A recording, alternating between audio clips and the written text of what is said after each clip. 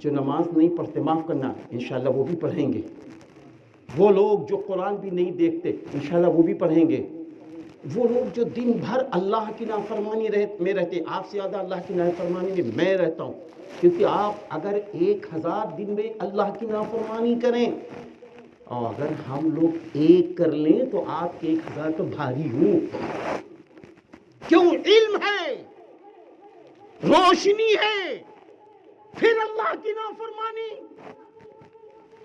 اس لیے میں ان بھائیوں سے بھی کہنا چاہتا ہوں جن کے دل ٹوٹے ہوئے ہیں کہ ارے یار میں تو دیندار نہیں ہوں، ارے یار میں تو نمازی نہیں ہوں، ارے یار ہم تو بہت نافرمان اللہ کے ہیں، ارے یار دین کا کام بھی نہیں کر پاتے، ارے قرآن کا پڑھنا بھی نہیں آتا، ارے یارو آپ کو کچھ بھی نہیں آتا ہے، یہی جملہ آپ سجدے میں جا کے اپنے اللہ سے کہہ دو، اے اللہ مجھے کچھ نہیں آتا ہے، بس تیرے نبی کا فرمان ہے، اللہ سے بھیک مانگ لو اللہ دے گا، اے اللہ دے دے دے دے، قسم خدا پاک کی آپ کی مرادیں پوری ہو جائیں گی۔ ٹوٹے دلوں کا سہارا اللہ ہے۔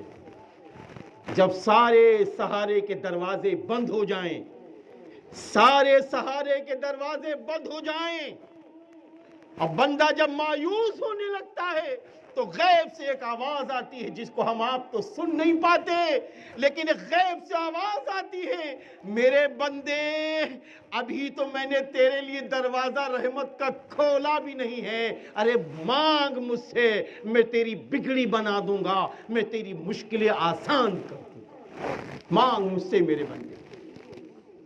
لیکن ہاں یقین چاہیے، یقین چاہیے، ہاں کیسا یقین؟ کیسا یقین؟ ایک چھوٹا سا واقعہ ہے۔ ایک مرتبہ رسول اللہ صلی اللہ علیہ وسلم اپنی لونڈی بیوی حضرت ماریہ قبطیہ رضی اللہ تعالی عنہ کے پاس پہنچے۔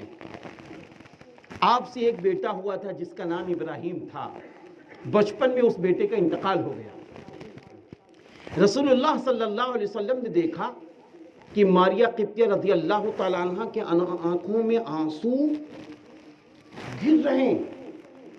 عورتوں کی عادت ہوتی ہے کہ جو عورتیں اپنے شوہر سے محبت کرتی ہیں، جو عورتیں اپنے شوہر سے محبت کرتی ہیں وہ اپنے شوہر کو رلاتی نہیں ہیں، خود تنہائی میں رو لیتی ہیں، اپنے گھر کے شکوے نہیں کرتی، خود اللہ کے سامنے رو لیتی ہیں، کبھی اپنے شوہر کو تڑپاتی نہیں ہیں۔ ہاں تو پھر کیا ہوا؟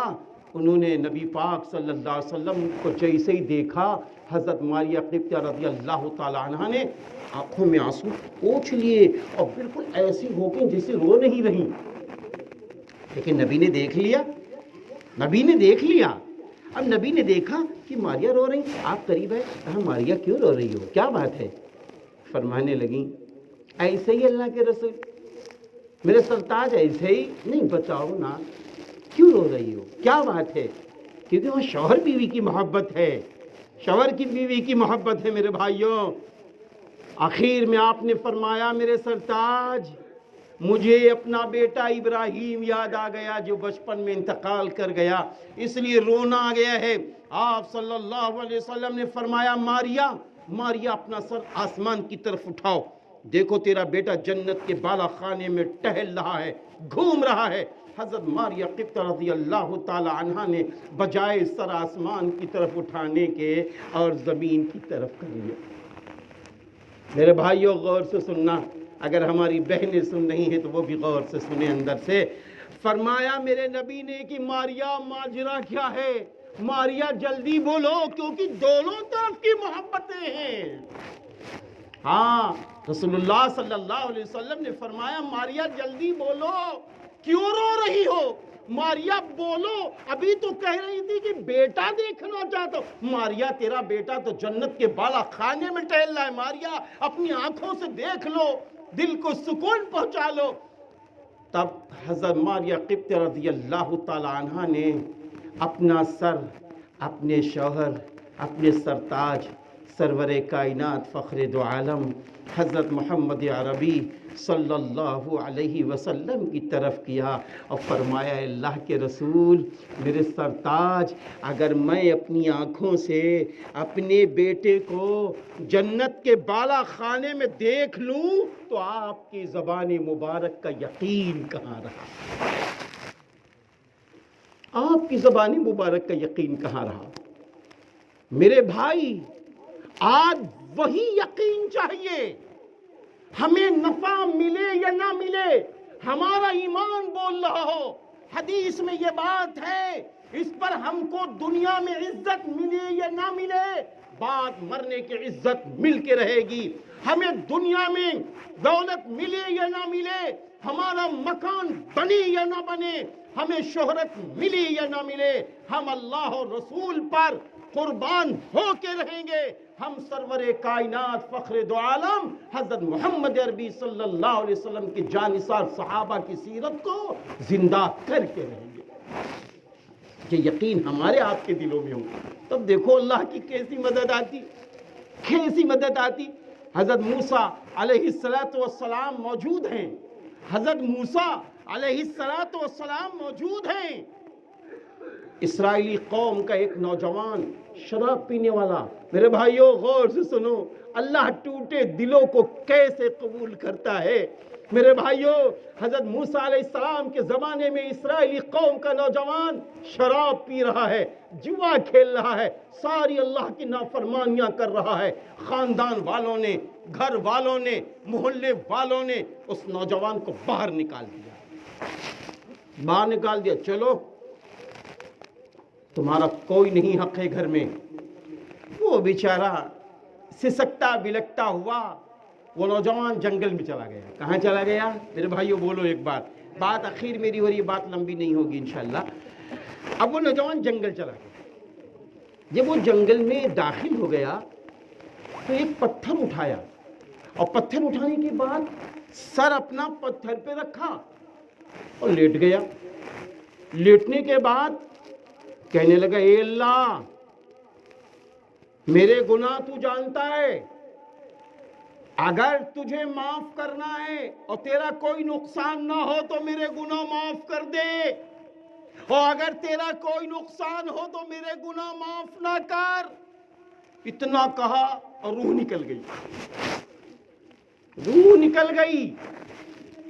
اب وہ تو جنگل ہے نا، ادھر رسول اللہ صلی اللہ علیہ وسلم نے فرمایا، حضرت موسیٰ علیہ السلام کو حکم ہوا اللہ کی طرف سے کہ اے موسیٰ، جنگل میں میرا محبوب ہے، جاؤ اس کی تکفین اور اس کی تدفین کا انتظام کرو۔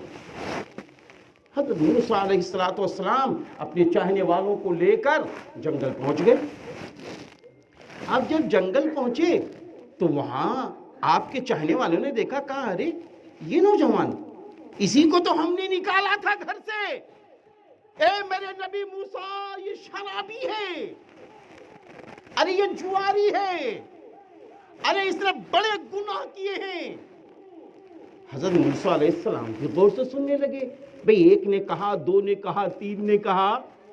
اخیر میں حضرت موسیٰ علیہ السلام اپنی اسی جگہ پہنچے اور کہنے لگے، اے اللہ میری قوم تو یہ کہہ رہی ہے، تو معلوم ہے اللہ کی طرف سے جو آواز آئی تھی، اے موسیٰ یہ قوم سچ کہہ رہی ہے، موسیٰ قوم سچ کہہ رہی ہے، میں بھی صحیح کہہ رہا ہوں موسیٰ اس کے گناہ بہت تھے، لیکن اے موسیٰ میں اس کے توبہ کے انتظار میں تھا، موسیٰ مرنے سے پہلے اس نے اتنی پکی توبہ کی ہے، اے موسیٰ اگر یہ کہہ دیتا ہے اللہ اسرائیلی قوم کو معاف کر دے، میں اس کی پوری قوم کے گناہوں کو معاف کر دیتا۔ یہ ہے غفار اللہ، یہ ہے ستار اللہ۔ قربان جاؤ اس اللہ پر، اپنے اس اللہ کو آواز دو، اپنے اس اللہ کو پکارو، اپنے اس اللہ سے کہو، اللہ گناہوں کے دلدل میں ہوں، تو نے اب تک عزت دی ہے، تو نے گناہوں کو چھپایا ہے، میری مدد کر دے، میرے بچوں کی مدد کر دے، میری بیوی کی مدد کر دے، میرے ابا جان کی مدد کر دو، اللہ سے مانگو۔ میرے بھائیوں، مانگو کہ تو 3 مسئلے حل ہو جائیں گے، یا تو جو مانگو گے اللہ وہی دنیا میں دے دے گا، اور ورنہ پھر ایک بڑی مصیبت جو آنے والی اگر کوئی ہوگی اللہ اس کو ٹال دے گا۔ اور تیسرا نفع کیا ملے گا معلوم ہے؟ مرنے کے بعد جب ہم آپ اللہ کے پاس پہنچیں گے تو میرا اللہ ہم کو دعاؤں کا اجر دکھائے گا۔ تو آج دنیا میں ہم کہتے ارے یار مفتی صاحب، مولانا صاحب، ابے دنیا میں یار آپ لوگ کہتے ہیں دعائیں قبول کہاں ہوتی ہے، یہ مانگا نہیں ملا، یہ مانگا نہیں ملا، چلو فلاں جگہ سے مانگو، چلو فلاں جگہ سے مانگو۔ ہاں تو میرے بھائیوں، ایسے لوگ جو اپنی دعاؤں کا صلہ جب قیامت کے روز دیکھیں گے تو معلوم کیا کہیں گے؟ میرے نبی نے فرمایا میرا امتی جب دیکھے گا نا اپنی دعاؤں کا باقی حصہ تو معلوم ہے کیا کہے گا؟ اے اللہ کاش تو میری دنیا میں ایک دعا قبول نہ کرتا، کاش کی دنیا میں تو میری ایک دعا قبول